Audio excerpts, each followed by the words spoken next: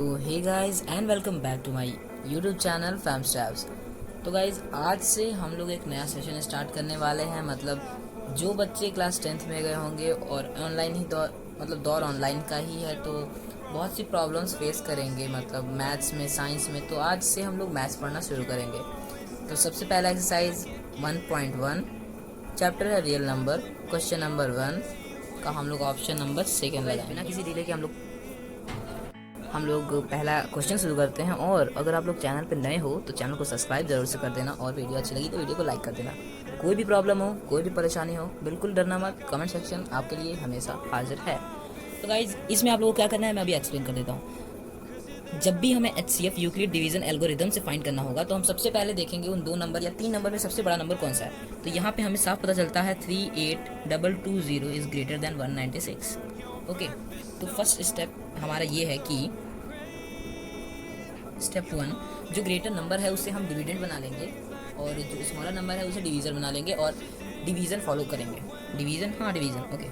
तो 3822 and divided by 196 gives 196 को 1 बार में करेंगे तो 196 अपॉन में से 12 में से 6 जाएगा 6, और 17 में से यहाँ बनेगा 8, फिर यहाँ 2 में से 1, तो फिर यहाँ आ जाएगा 2। फिर 196 9 बार में जाएगा, 9 बार में जाएगा तो फिर 17 64, हाँ 1764, और फिर इसे माइनस करेंगे तो यहाँ बचेगा 98। ओके हाँ 98 बचेगा। फिर 0 नीचे आएगा, फिर 196 इंटू, तो यहाँ 5 बार में 196 980 बन जाता है, और यहाँ रिमाइंडर हो जाता है 0। तो ये एक ऐसा क्वेश्चन था जिसमें हमें पहले ही स्टेप में अपना रिमाइंडर 0 बन गया। तो इसे हम ऐसे लिख सकते हैं 2220 is equals to 196 into 195 plus 0। This can be written. Okay, तो जहाँ हमारा रिमाइंडर 0 होता है उसके पहले वाले इक्वेशन को हम लोग देखते हैं। तो उसके पहले वाले इक्वेशन में जो डिवीज़र था वो 196 था। तो साफ से हमें पता चलता है जो HCF होगा इन दोनों इक्वेशन का, that is HCF of 3822 and 196 is 196। ये बहुत इजी क्वेश्चन था। तो अब हम बढ़ते हैं अपने दूसरे क्वेश्चन की तरफ, क्योंकि ये एक्सरसाइज बहुत इजी है। तो आप लोग को एक बार में बिल्कुल भी समझ में आएगा एक बार में आप लोग को समझ में आएगा, और अगर नहीं आया तो आप लोग डाउट सेक्शन में पूछ सकते हैं। तो अब आगे बढ़ते हैं हम लोग अपने सेकंड क्वेश्चन की तरफ, जिसमें हमें प्रूव करना है कि कोई भी पॉजिटिव ऑड इंटीजर का फॉर्म 6³ + 1, 6³ + 3 या 6³ + 5 ही होगा, जबकि क्यू कोई भी इंटीजर हो सकता है। तो इसे प्रूव करने का एक बहुत ही अच्छा तरीका है। मतलब ये तो बहुत इजी स्टेप है, तो आप लोग ध्यान से देखो, और नहीं समझ में आया तो कोई बात नहीं, मतलब कमेंट में आप लोग ज़रूर पूछ सकते हो। तो हम ए को कोई भी इंटीजर रखते हैं, let a b an integer and b is equals to 6। Okay, क्योंकि हमें इजी होगा जब यहाँ पे जो डिजिट दी है हम उसकी तरफ गौर करें। तो हमें इतना पता है एल्गोरिथम से, यूक्लिड्स एल्गोरिथम से हमें ये पता है कि 0 से बड़ा होगा रिमाइंडर या बराबर होगा, और जो डिवीज़र है उससे छोटा होगा, यानी कि 6 से छोटा होगा। तो पॉसिबल रिमाइंडर क्या होंगे? 0, 1, 2, 3, 4 and 5। These are our possible reminder.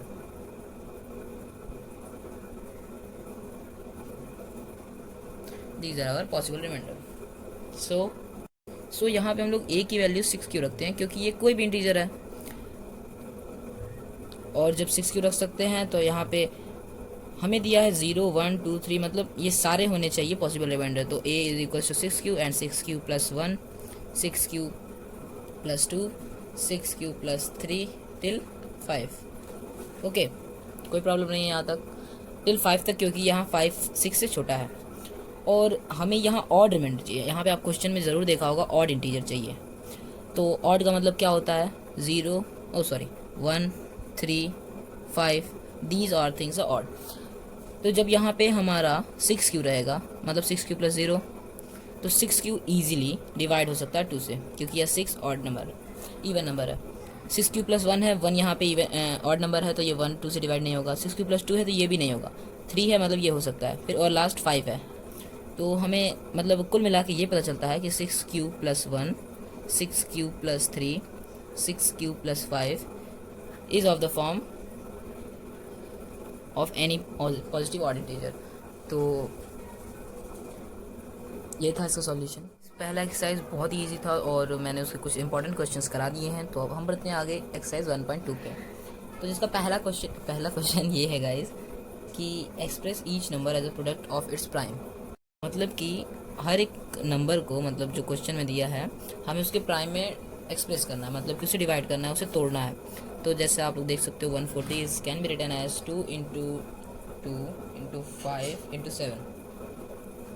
तो यही है इस क्वेश्चन का आंसर गाइस। सिंपल सा आंसर है, मतलब कि बस एक्सप्रेस करना है हम लोग को, इसे ब्रेक करना है, तोड़ना है, जो कह सकते हो वो करना है। जैसे कि एग्जांपल ले लेते हैं 9 3 इंटू 3, एग्जांपल ले लेते हैं 500। बहुत ही बड़ा एग्जांपल लिया मैंने गाइस। तो इसे होगा, तो आप एक सिंपल वे में सोचो, पहले अपने माइंड में एक कॉन्सेप्ट बनाओ, that is 10 into 10 100 into 5 500। 5 can not be broken but 10 and 10 can be broken. So 10 को ब्रेक करते हैं, यहाँ 10 को भी ब्रेक करते हैं। 2 इंटू 5 2 इंटू 5 इंटू 5। सो बहुत ही ईजी कॉन्सेप्ट बन गया हमारा। 2 का स्क्वायर इंटू 5 का क्यूब इज इक्वल्स टू 500। ये बहुत ही अच्छा वे है आंसर लिखने का। आपके एग्जाम में आपको बहुत ही अच्छे मार्क्स मिलते हैं, मतलब ऐसे वे में मत लिखना गाइस, एक सीक्वेंस में लिखना, ठीक है। तो आपको अच्छे नंबर मिलेंगे। और ये हमारा पहला क्वेश्चन हो चुका है। तो दूसरा क्वेश्चन हमारा ये है कि हमें एलसीएम और एंड एचसीएफ फाइंड करना है कुछ नंबर्स के, और वेरीफाई करना है कि LCM into HCF is equals to what is written LCM into HCF is equals to product of the two numbers। मतलब जो हमें नंबर दिया गया है उनका प्रोडक्ट ऑफ गिवन नंबर्स। तो इसे हम प्रूव करने के लिए हम ले लेते हैं एग्जांपल, मतलब क्वेश्चन नंबर सेकंड जो है 5 10 एंड 92। तो सबसे पहला स्टेप हमारा ये होगा कि हम 5 10 और 92 को ब्रेक करें, मतलब प्राइम फैक्टराइजेशन करें, जैसा कि हमने पिछले क्वेश्चन में किया था। तो 5 10 can be written as 2 into 3 into 5 into 17 and 92 can be written as 2 into 2 into 23। Okay, कोई प्रॉब्लम नहीं है यहाँ पे। 92 को हमने लिख लिया, 5 10 को हमने लिख लिया, ठीक है। तो एलसीएम फाइंड करने के लिए हमें देखना होता है, इजी वे में कर देते हैं हम लोग 2 इंटू 3 इंटू 5 इंटू 17, ये तो यही रहेगा, और नीचे हो जाएगा 2 स्क्वायर इंटू 23। तो एलसीएम में हमें सबसे, मतलब जो कॉमन है उससे सबसे हाईएस्ट टर्म को लेना होता है। मतलब यहाँ 2 है, यहाँ 2 है, तो यहाँ 2 का पावर 2 है तो हम 2 का पावर 2 ही लेंगे। यहाँ 3 है तो हमें 3 लेना पड़ेगा, 5 लेना पड़ेगा, 17 लेना पड़ेगा और 23 लेना पड़ेगा। ये एलसीएम का तरीका आप लोगों को पता होगा, हमने प्रीवियस क्लास में पढ़ा है। और एचसीएफ में हम वही लेंगे जो कॉमन होगा, जैसे कि यहाँ 2 है। तो एलसीएम हमारा हो जाएगा, मल्टीप्लाई करेंगे हम इसे, जो कि है 23460 और एचसीएफ ये है। तो अब हमारा एलसीएम और एचसीएफ मिल गया। अब वेरिफिकेशन करेंगे। तो वेरी फर्स्ट में हम लोग ये देखेंगे एलसीएम इंटू एचसीएफ का प्रोडक्ट, मतलब एलसीएम इंटू एचसीएफ का प्रोडक्ट क्या होता है। तो 23460 इंटू 2 इज इक्वल्स टू 46920। और हमें ये प्रूव करने के लिए एलसीएम प्रोडक्ट और एलसीएम और एचसीएफ को मिल गया है। तो प्रोडक्ट ऑफ गिवन नंबर अब हम फाइंड करेंगे। गिवन नंबर है 5 10 और 92। तो 5 10 इंटू 92 करके देखते हैं, तो हमारा ये आंसर आता है कि ये आता है। तो जिससे हमारा वेरीफाई हो गया इक्वेशन कि एलसीएम का और एचसीएफ का जो प्रोडक्ट होता है वो गिवन नंबर्स के प्रोडक्ट के बराबर होता है। यहाँ पे हमारा दूसरा क्वेश्चन भी खत्म हो चुका है। अगर आपको सॉल्यूशन लेना है तो ले लो आप लोग, और नहीं लेना है तो हम लोग अगले एक्सरसाइज, मतलब अगले क्वेश्चन की तरफ, नहीं अगले एक्सरसाइज की तरफ बढ़ेगा, क्योंकि इंपॉर्टेंट क्वेश्चन यही था इस एक्सरसाइज का। सो गाइस, रियल नंबर का सबसे इंपॉर्टेंट क्वेश्चन ये है कि prove that root 2 is irrational, prove that root 3 is irrational. और बहुत सारे बच्चे इसी क्वेश्चन में बहुत कंफ्यूज होते हैं, बहुत गड़बड़ करते हैं। तो सबसे पहले हम लोग स्टार्टिंग करते हैं, प्रूव करते हैं हम लोग रूट 3 को इरेशनल, ठीक है। रूट 3 को इरेशनल कैसे प्रूव करेंगे? तो इसका एक ईजी और रटने वाला स्टेप नहीं है गाइज, आपको समझना है बस, और आप जब समझ जाओगे तो आपको रटने की ज़रूरत नहीं पड़ेगी। तो सुनो ध्यान से, हमें बस ये गेस करना है, मतलब गेस नहीं, क्या कहते हैं, एज्यूम करना है, ठीक है, कि हमें ये एज्यूम करना है। लेट अस एज्यूम दैट, मैं पूरा स्टेटमेंट लिख देता हूँ, चलो। Let us assume that root 3 is rational. और हमें ये पता है कि रेशनल नंबर हमें नहीं, रेशनल नंबर हमेशा पी बाई क्यू के फॉर्म में लिखे जा सकते हैं।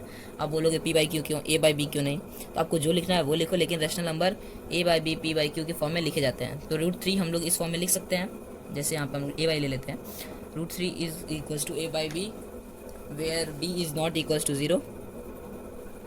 हमें ये पता है, मतलब रेशनल नंबर के बारे में पता है, कुछ ना कुछ तो पता रहेगा ही ना, क्योंकि इतने बचपन से पढ़ते आ रहे हैं, मतलब बचपन से नहीं तो प्रीवियस सेक्शन से पढ़ते आ रहे हैं, तो कुछ तो पता रहना ही चाहिए। और इसके आगे सपोज करना मतलब मानना है कि ए और बी के, a and b have other common factors than 1 के अलावा भी इनके कई कॉमन फैक्टर्स हैं, तो ये को प्राइम नंबर हुए। को प्राइम नंबर जिसके वन फैक्टर होता है लेकिन 1 के अलावा भी फैक्टर होते हैं, ये होता है ना को प्राइम नंबर। तो हम यहाँ पे लिख लेते हैं √3 is equals to a by B.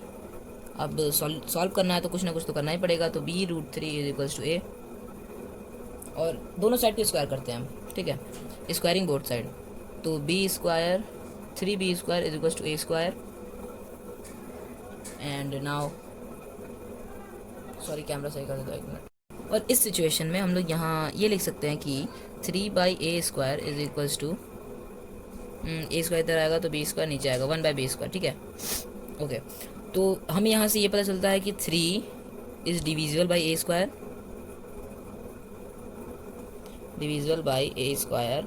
और हमने एक फार्मूला पढ़ा है कि जब, मतलब फार्मूला नहीं, थ्योरम कह सकते हैं, हमने एक थ्योरम पढ़ा है कि जब किसी नंबर का स्क्वायर दूसरे नंबर से डिवाइड होता है तो उसका रूट भी उस नंबर से डिवाइड होगा, मतलब A is also divisible by 3, A is also divisible by 3, okay.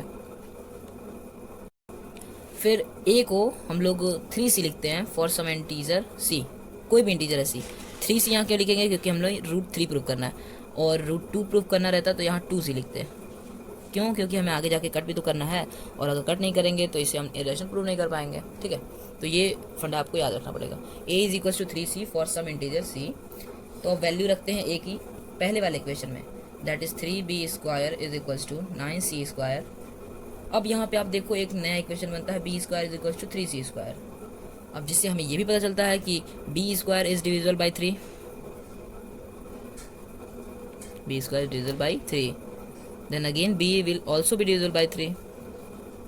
यही वाला सिचुएशन यहाँ पे बन रहा है, और हम ये इसलिए कर रहे हैं कि हम ये प्रूव कर सकें कि a और b जो हम रेशियो में रखे हैं नंबर, वो को प्राइम नंबर नहीं है, ठीक है। तो अब यहाँ हमें ये पता चल गया कि a और b के 3 कॉमन फैक्टर हैं, जैसे कि a और b 3 से डिवाइड हो सकते हैं, तो उनके 3 कॉमन फैक्टर होंगे।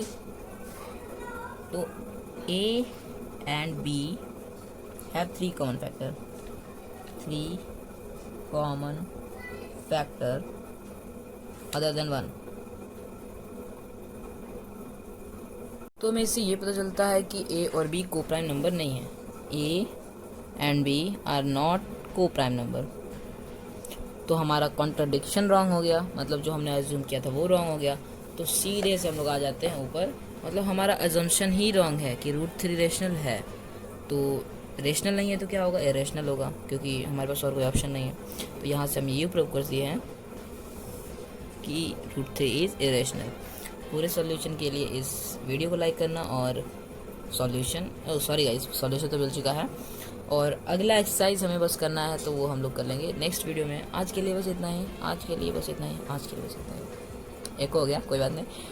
वीडियो को लाइक करना, चैनल को सब्सक्राइब करना, और आपकी सपोर्ट की ज़रूरत है तो अपने फ्रेंड्स को ये चैनल रिकमेंड करना, ताकि अच्छा इंक्रीमेंट हो जाए। Okay guys, bye bye and sorry, bye boys and lockdown को एंजॉय करना, मतलब जो आने वाला है। So have fun, bye bye and मन से पढ़ो गाइज।